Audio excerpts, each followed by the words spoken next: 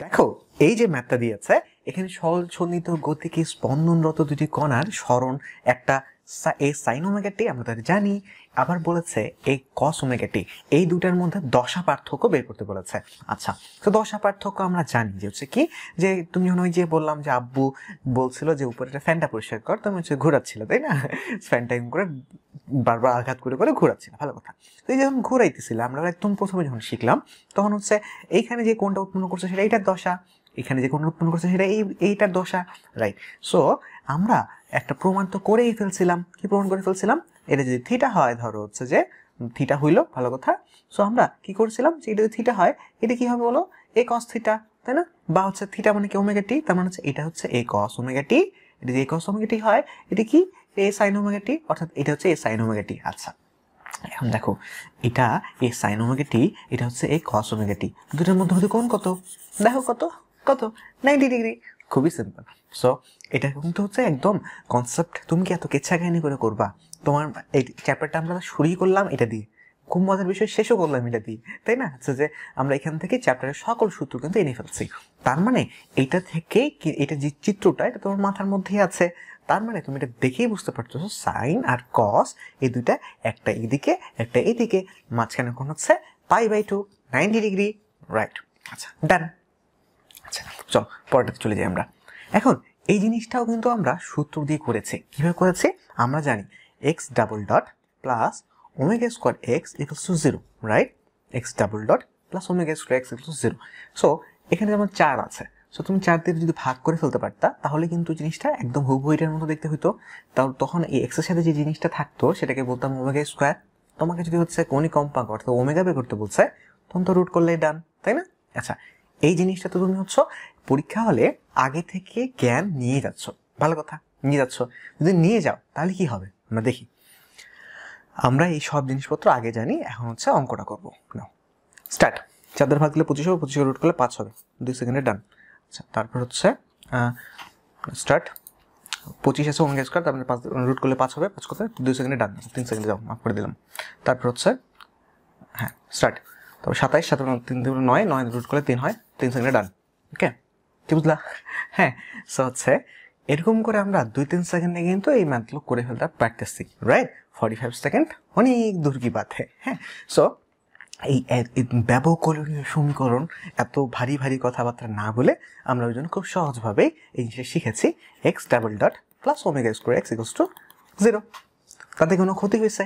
কোনো ক্ষতি হয় নাই, একই জিনিস, জাস্ট হচ্ছে ওনারা কঠিনভাবে করে, আমরা খুব ছোট্ট বাচ্চার মতন ছোট করে লিখে নিয়ে ওই ছোটভাবে অঙ্কগুলো করে ফেলতেছি। দেখো এখানে স্প্রিংকে তুমি হচ্ছে প্রেস করতেছো বা টান দিতেছো, সো স্প্রিংকে টানাটান করতে গেলে তোমার তো হচ্ছে কাজ করতে হবে, তাই না?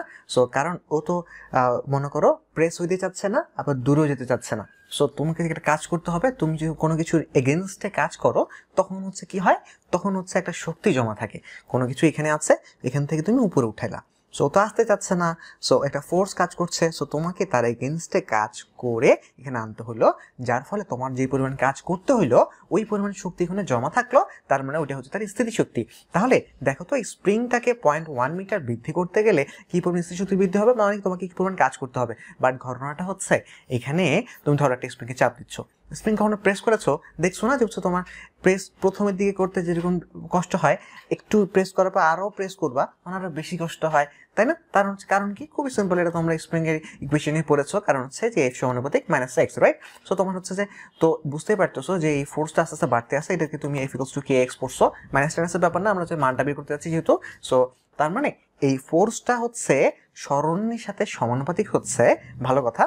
তো আমাকে কাজ বের করতে হবে, কাজ সমান আমরা কি জানি, কাজ সমান জানিতে হচ্ছে ফোর্স ইন্টু ডিস্টেন্স গুণ করতে হবে, বাট ডিস্টেন্স প্রতি ডিস্টেন্স পরপর তো ওর আস্তে আস্তে তোমার ফোর্সটা চেঞ্জ হচ্ছে, ওই জন্য আমি কি করবো, কাজ বের করার জন্য এফ ইন্টু ডিএক্স, ছোট একটা দূরত্ব যেখানে ফোর্সটাকে কনস্ট্যান্ট বলতে পারি, তা গুণ করে দিলে কাজ পেয়ে যাচ্ছে, এরপর এটা ইন্টিগ্রেশন করবো, বিশাল বড় কোনো ব্যাপার না। এফ এর জায়গায় আমি কে এক্স লিখে দিলাম, ডিএক্স লিখে দিলাম, দেন কেটা বাইরে আসলো, এক্স এর ইন্টিগ্রেশন করলে কি হয়, এক্স স্কোয়ার বাই 2, তার মানে কি দাঁড়াইলো হাফ কে এক্স স্কোয়ার। তুমি কি প্রত্যেকবার এরকম করে চেকানি করবা না, তুমি সিম্পল হাফ কে এক্স স্কোয়ার এই জিনিসটা মনে রাখবা, তাহলে ডান না? আচ্ছা, সো তাহলে স্প্রিং এর ক্ষেত্রে তুমি এক্স মিটার, তোমার একটা এক্স মিটার তুমি সরাবার ক্ষেত্রে তোমার কাজ কি হবে, হাফ কে এক্স স্কোয়ার, আবার বলো কতটুকু হবে, হাফ কে এক্স স্কোয়ার। আচ্ছা ভালো কথা, এই হাফ কে এক্স স্কোয়ার তুমি আগে থেকেই জানো, যদি জানো তো এখন তার মানে এটা জানা আছে, এই শর্ত ধরে হচ্ছে আমরা অঙ্কটা করা শুরু করি। না 2 মিটার স্প্রিং ধ্রুবক আছে, হাফ কে মানে হচ্ছে তোমার হচ্ছে 1 হইলো, 1 এর সাথে এক্স স্কোয়ার গুণ করতে হবে, মানে 0.1 স্কোয়ার হচ্ছে মানে 0.01 হয়ে গেল, 0.01 8 সেকেন্ডে কিন্তু ডান হয়ে গেল, রাইট।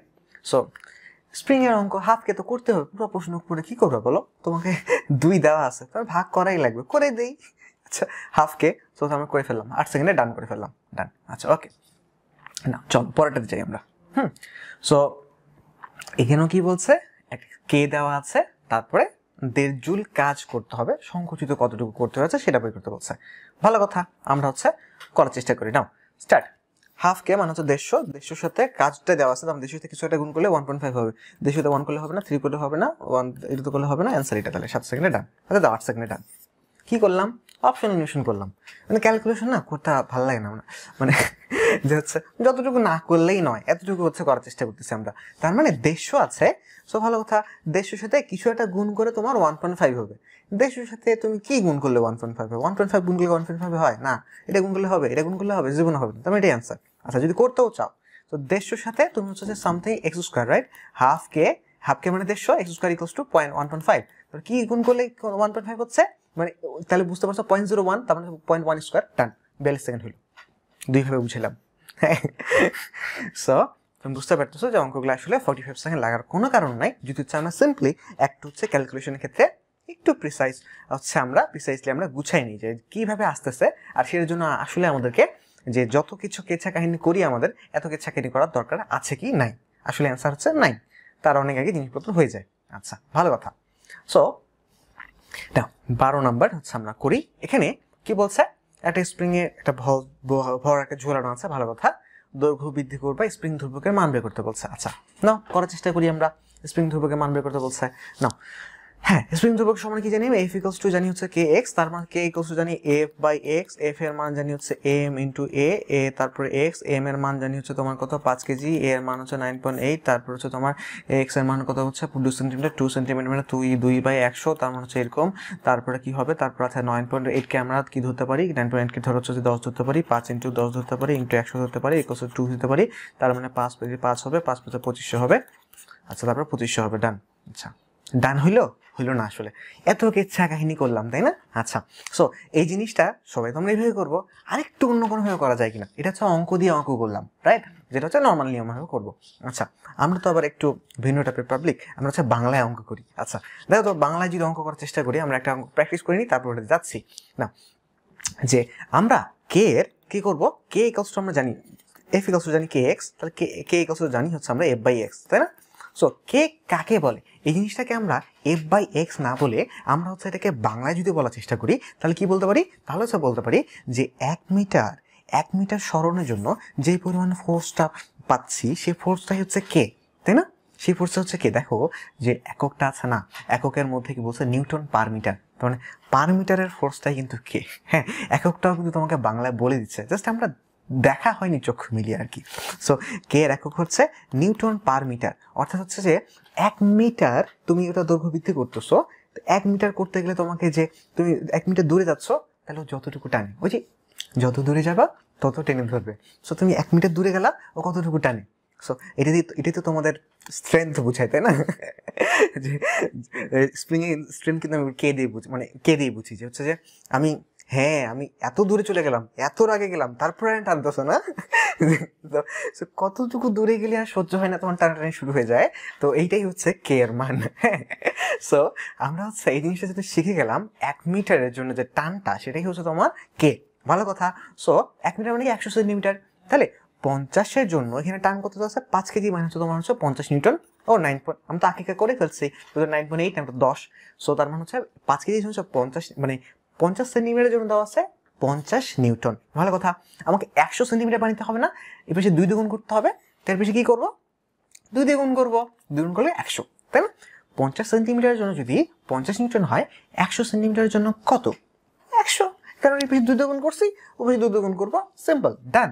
পরিমাণগত রসায়নের কথা মনে পড়ে যাচ্ছে, তাই না, যে ওরকম ওইটা কিন্তু আমরা ব্যবহার করেছি। তাহলে দেখি এই যে এইখানে যদি এদের ভালোবাসার টান আমরা বের করতে চাই তাহলে কি আসে, দেখো। So now start. সো 2 আছে, তার মানে 2 সেন্টিমিটার 50 গুণ করতে হবে। এখানে 50 ছিল, 50 × 50 = 250 হবে। 4 সেকেন্ডে ডান, 5 সেকেন্ড ডান। তুমি কি মনে করো যে আমি যে বাংলা যদি না করতাম, এই কিচ্ছা কাহিনী বলে কি আর 5 সেকেন্ডে জিনিসটা হয় না। সিম্পল। তাহলে কে কি বলো? কে হচ্ছে 1 মিটার দূরে গেলে যতটুকু টানি, হ্যাঁ, সেটাই হচ্ছে তোমার কে। হ্যাঁ, যে স্ট্রেংথটা কতটুকু, হ্যাঁ, 1 মিটার দূরে গেলে তুমি কত বেশি টানতেছো, কম কম করে টানো না? তার মানে কি তুমি চাও আমি আরো দূরে যাই, তাই না? আচ্ছা, অনেক দূরে চলে যাবো তারপর টানবা না, আগে টানতে হবে। সো এটাই আমরা কে দ্বারা বুঝি। সো আমরা কিন্তু হচ্ছে স্প্রিং এর জিনিসপত্র কিন্তু ডান করে ফেললাম। এখন হচ্ছে আমরা অ্যাকচুয়াল যে সরল দোলক যে জিনিসটাতে আমরা যাওয়ার চেষ্টা করতেছি, যে twice pi root over L/G এইসব হওয়ার কথা ছিল, ওই সব কেন নাই। হ্যাঁ, সো যে জিনিসটার জন্য আমরা তখন অপেক্ষা করতেছি, আমরা এখন সেই দোলনির অঙ্কগুলো দেখবো।